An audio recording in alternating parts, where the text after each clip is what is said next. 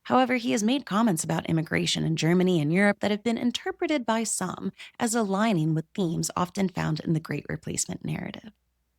So, how weird is it that when I'm looking for the quote, Google pops up by saying he's not a proponent of this theory? He has made some comments that people say align with themes of the theory, but he's not a proponent of the theory. In big, bold letters, that's what they say. Okay, so sorry, I just came back from a bathroom break. But anyway, so Elon Musk is talking about this. Trump is talking about this. The both of them are working together, although it seems like they had a little bit of a best friend breakup. Let me get back into my research doc here. This is something else that I noticed. I was on Reddit and I saw a post, this just like nasty post, and I just want to shout it out because I think a lot of people think this and they go, oh, it's normal to think. And I just want to posit, queries to different parts of this. So someone on Reddit made a post. They said, as an American in Australia, now I see about immigration what I never saw before. They say, I'm an American. I've grown up all over the country, Midwest, Texas, California. I was raised with lots of different cultures. I think everyone in America is on the exact same culture, the same shit, blah, blah, blah. Now I've moved to Australia and I'm seeing a fragile, barely existent Aussie culture and population be completely and totally replaced by Indians, Chinese people, Middle Eastern people, actually every country in Europe you can think of. And the culture clash is more profound than Americans can hardly realize. So it's this guy who moved to Australia and he's like, oh my God, the great replacement theory is real, Number one, we just need to start at like how insane this is. Number one, he's saying, oh my God, it's being replaced by all of these people. All of these people are coming into Australia. Once again, just like in America, white people are not native to America. White people are not native to Australia. That's the Aboriginals, right? Aborigine. I think it's Aboriginals.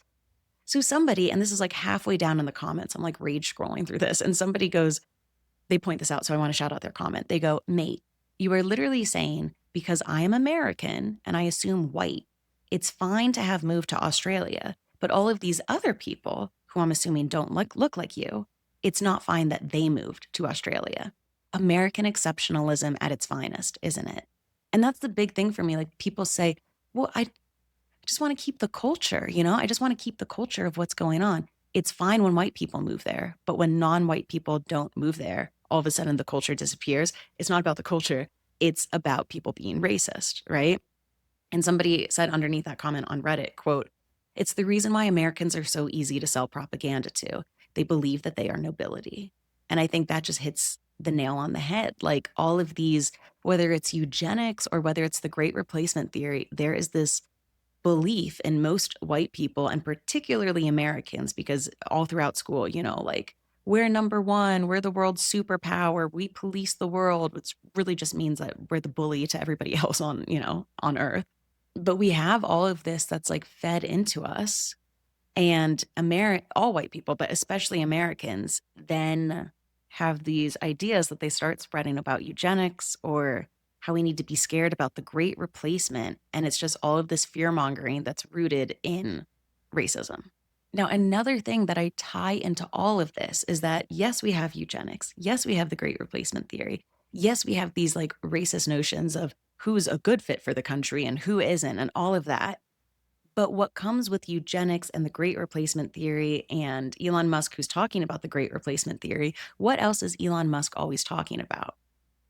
He's talking about the birth rate and how it's shrinking. He even has quotes where it's like Elon Musk is like, I can't sleep at night because I'm so terrified of the low birth rate and everything that's going on with it. Oh my God. That's why he has, I think to date, it's either 12 or 13 children, all with white women, of course. Sydney Sweeney, as I remember from doing my public episode on her like a month ago, in which I gave her so much grace for the bathwater. I was like, I don't know, maybe she's been sexualized her whole life and like, I don't know, maybe that's just like a reaction to it. Anyway, Sydney Sweeney also has all of these quotes about wanting to be a mother, which I just have to say is not a bad thing. That's a good thing. I find it very respectable. I admire it in people. As someone who's a fence sitter, like I really, really admire it in people. But Sydney Sweeney is not just saying, I want to be a mother. She has multiple different quotes, and she's saying in July 2022 in People magazine, I've always wanted to be a young mom. This is also around the time where she's talking about how like making money is so hard and she wants to have money for her kids and blah, blah, blah. Another quote, August 2023. I've always wanted to be a young mom. I always thought I'd have a kid by now. The time will come and I'll have 4 kids and they'll come with me everywhere and they'll be my best friends. Glamour UK, August 2024. I think about having 4 kids, all of these things. I'm not knocking her desire to have a kid, although I will say there was a funny quote in Glamour UK where she goes, I think about having 4 kids. I dream of teaching them how to ski when they're little, blah, blah, blah. Sydney, if you're worried about money, don't get your kids into ski lessons. Have them kick around a soccer ball or something. If you're worried about money and you want 4 kids and you want them to ski, you're going to have to let one of those dreams down. Either have 2 kids and they could ski, or maybe you have 4 kids and they just do tennis, or I don't know. I'm brainstorming to help her. But this is just something where, once again, my pattern recognition goes into overdrive. And it's like Sydney Sweeney talking about wanting to be a young mother and have lots of kids, lots of kids, lots of kids. Trump, Elon, Project 2025, have lots of kids, have them young. No, we're going to teach abstinence. We're going to get rid of birth control. Have lots of kids, have them young. Who should be having kids? She has great genes. They're passed down from offspring to offspring. White people have kids, have kids, have kids. There are a lot of people who are bad hombres with bad genes in this country. Get them out. They're coming. They're not white. Get them out of the country. Get the white people to have kids and get the non-white people out of the country. And I just see all of these things lining up in this area where it's like, I know I sound like a paranoid conspiracy theorist, but I kind of feel like an oracle. And I just think, why in the fuck is Dunkin' Donuts talking about genetics? If there's not some sort of weird thing that's being pushed, like direction that's being pushed, why is Dunkin' Donuts talking about genetics? It's just all really, really insane to me. I mean, an American Eagle ad went out. Donald Trump talked, the president and the vice president are talking about American Eagle ad for jeans. And you think it's not that deep? It's really deep. I think it's the entire compass direction of where they want this country to go, and Germany and Australia and others. So that's just what I think when I see all of this. So I look at the Sydney Sweeney ad and it doesn't make me go, oh, boo-hoo, I don't have her tits. I'm so sad, I'm so threatened because she's a pretty girl. It makes me go, my hand is standing on edge, or my hair is standing on edge right now, because I see a lot of different things that line up and point to a really sinister direction that people want our country and other countries to be moving in. Oh, and by the way, I forgot to mention at the end, matchmaking idea. I think, and stay with me here, I think it's a good idea. I don't think it's a good idea. I think it's going to happen. Sydney Sweeney and Elon Musk. She wants to have 4 kids.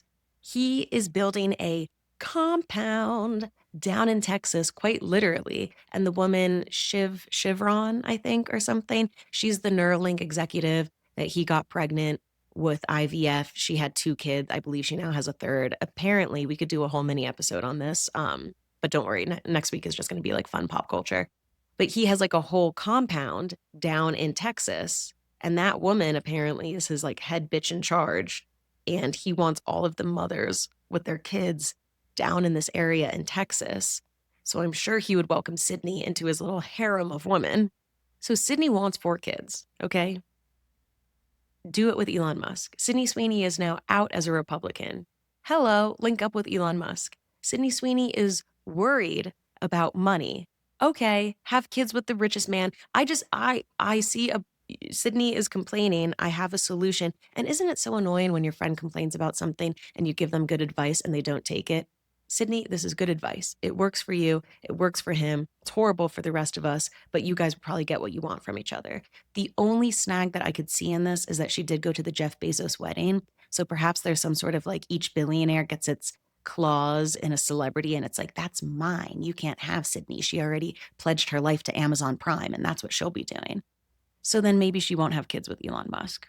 I don't know. I'm officially rambling now. Ever since I got back from the bathroom break, my head was like out of the game. But this is kind of a rambling episode. I hope that it made sense. It was hard to get through all of these different points. But when I see the Sydney Sweeney ad, I think to myself, it is that deep. It's fucking weird. Made me feel weird. We now have all of these other data points, like Dunkin' Donuts doing another genetics advertisement in the same week, Donald Trump talking about this, the CEO of American Eagle being a Trump donor.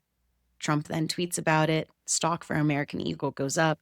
We have the vice president talking about it. We have the White House correspondent talking about it. We have other quotes from all of these different members who are in the administration talking about bad genes, how violence comes from your genes, and personality is passed down from parent to offspring. I think all of these things come together and they're reflective mirrors of each other and they point to each other. And to me, this just is a clear sign that our country is like headed towards this direction that's super fucked up. So what do we do? I have no idea. I have no idea. I just think that this is a sign, and I think that it's something spooky. Obviously, I will never be wearing American Eagle. I'm not even going to watch Euphoria. Like, I'm just so fucking done with Sydney Sweeney. And even I know different people have opinions on Sabrina Carpenter, but even her, like, I'm just going to listen to someone else's album. I am just sick of this because I think I can see in what direction things are going in. And when a lot of people play dumb, and it's like American Eagle put out some sort of advertisement, they were like, it's always been about the jeans with a J, despite the fact that they put out advertisements and billboards that have jeans with the G all on it. They say that the advertisement is just about Sydney Sweeney's story. What story? You're zooming in on her areola. So anyway, I'm just really frustrated. And I think a lot of celebrities are milking this, Republican cash cow and trying to make a lot of money off of it and then playing dumb. Like I was just being sexy on an album cover. It has nothing to do with like bowing down to men. I'm just selling you jeans. It has nothing to do with my white skin, blonde hair, and blue eyes. And I just think that in a time like now, because once again, I care about history and I'm really into it, you don't play dumb at a time like this. There's no such thing as playing dumb. Stream Olivia Rodrigo. She has a new album coming out. She announced it at like one of the latest live concerts that she did. And people think that because she does albums with 4 letters, that it could be Star, STAR. There's like a lot of things going on with it. We'll talk about it on Patreon this week. But anyway, I love Olivia Rodrigo. I want Elon and Trump to be Luigi'd, and I'm never buying American Eagle, but I know there's probably some people who are listening to this and they're like, what a flaming liberal nutcase. I'm going to go buy 5 jeans to really own you. So I don't know. Go buy the jeans. They're not even going to fit you well. Thank you guys for hanging out with me. Apologies for kind of ranting and raving all over this episode, but I wouldn't know how to talk about the Sydney Sweeney trending topic without talking about all of this, because to me, it's just such a mirror. So let me know what you think about everything, unless you hated it, and then just keep it to yourself. And I will see you guys on Patreon for a new episode in a few days. And everybody else, I will see you next week. Bye, guys.